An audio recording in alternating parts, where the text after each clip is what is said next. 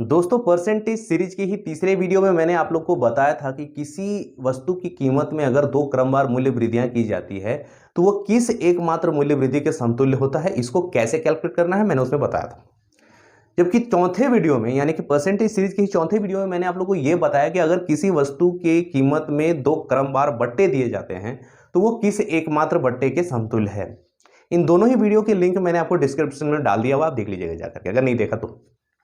दोस्तों आज इस वीडियो में मैं आपको बताने वाला हूं कि अगर किसी वस्तु की कीमत में पहले वृद्धि की गई बाद में कम कर दिया गया या फिर पहले कम कर दिया गया बाद में वृद्धि कर दी गई तो इस तरह से उसके ओवरऑल प्राइस पर क्या फर्क पड़ता है या उसके वैल्यू पे क्या फर्क पड़ता है, आज उसको हम यहां पे कैलकुलेट करना सीखेंगे बहुत ही इजीएस्ट वे में।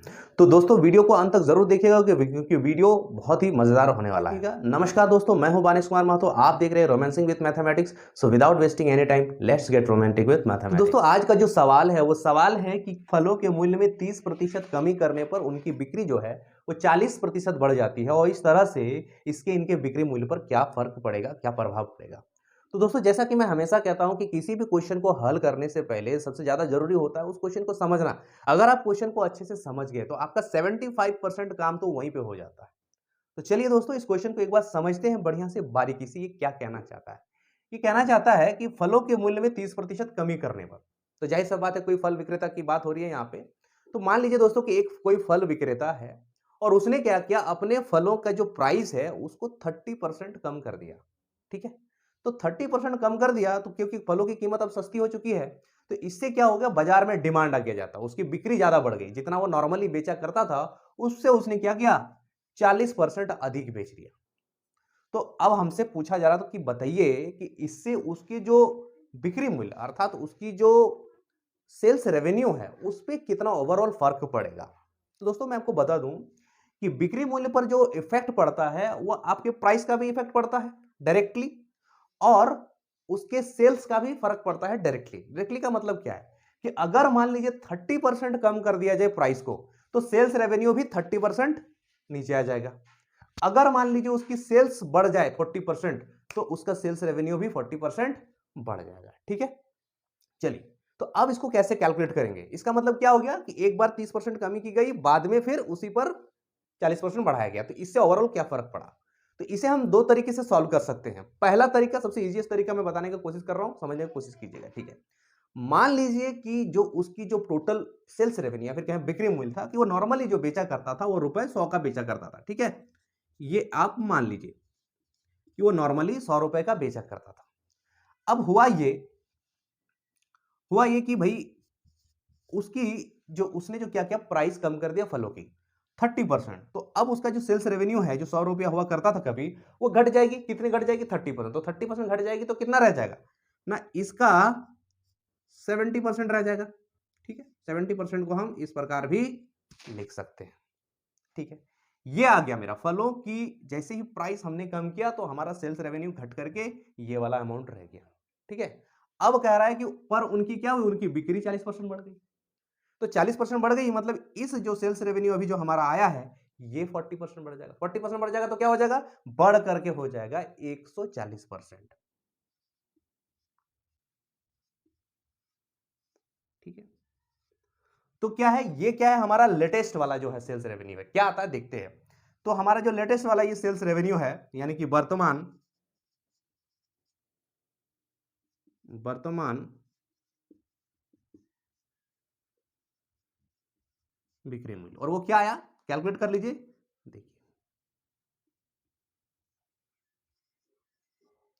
98, तो कितने रुपए आ गया 98।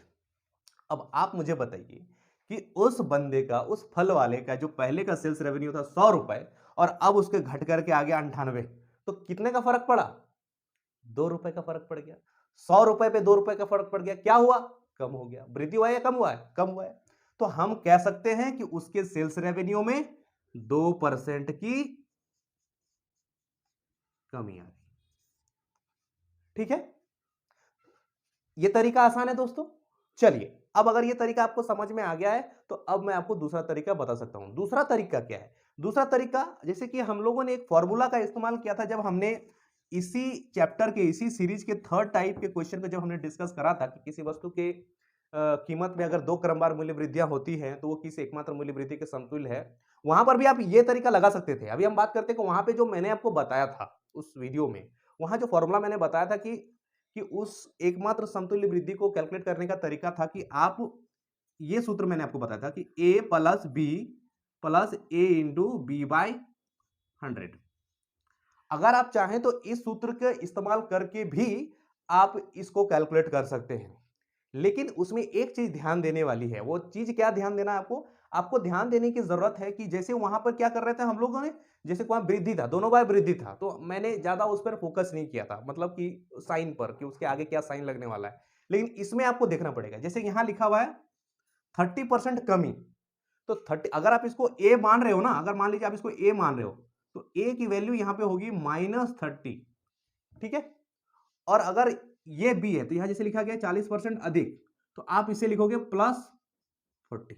प्लस लिखने की जरूरत नहीं है, लेकिन अगर कमी है तो माइनस लिखने की जरूरत है। तो अब क्या करते हैं, सिंपली हम इस चीज को यहां पे पुट कर देते हैं। अब यहां पे ए लिखा है तो ए के जगह पे हम क्या रखेंगे, ए के जगह पे हम रखेंगे -30, सही है, इसको ब्रैकेट में घेर दिया। प्लस बी के जगह पे +40 है तो हम सिर्फ 40 भी लिख सकते हैं, चलिए 40, प्लस ए के जगह पे -30 और यहां बी के जगह पे 40 डिवाइडेड बाय 100। तो आप देखिए कैलकुलेट करने में आपको क्या मिलता है।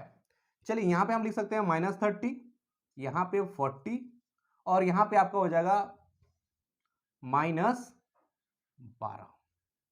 जब आप इसे कैलकुलेट करोगे तो आपको क्या मिलेगा, -30 और -12, -42 में से 40 कर दे तो आपका 40 प्लस 40 कर दे तो आपको मिल जाएगा -2, और यही हो गया आपको आंसर। दोस्तों यही वो सूत्र है जिस सूत्र आप चाहे तो बट्टा वाला क्वेश्चन भी कर सकते थे। तो उसमें सिर्फ सिंपली आपको करना क्या होता, जैसे कि बट्टा वाला क्वेश्चन मैंने आपको बताया था, आप क्वेश्चन जाके देख लीजिएगा, डिस्क्रिप्शन में डाल दूंगा आपका, जो चौथे टाइप का क्वेश्चन मैंने डिस्कस करा था, उसमें क्या था, दोनों बार कमी हो रहा था, तो दोनों बार कमी हो रहा था तो दोनों नंबर के आगे माइनस लग जाता, सिंपल, ठीक है।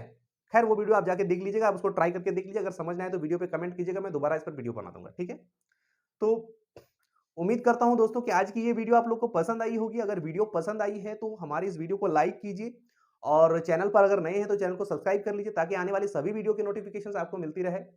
आज के लिए इतना ही दोस्तों, फिर मिलते हैं किसी और एक नई वीडियो में एक और नए सवाल के साथ, तब तक के लिए धन्यवाद।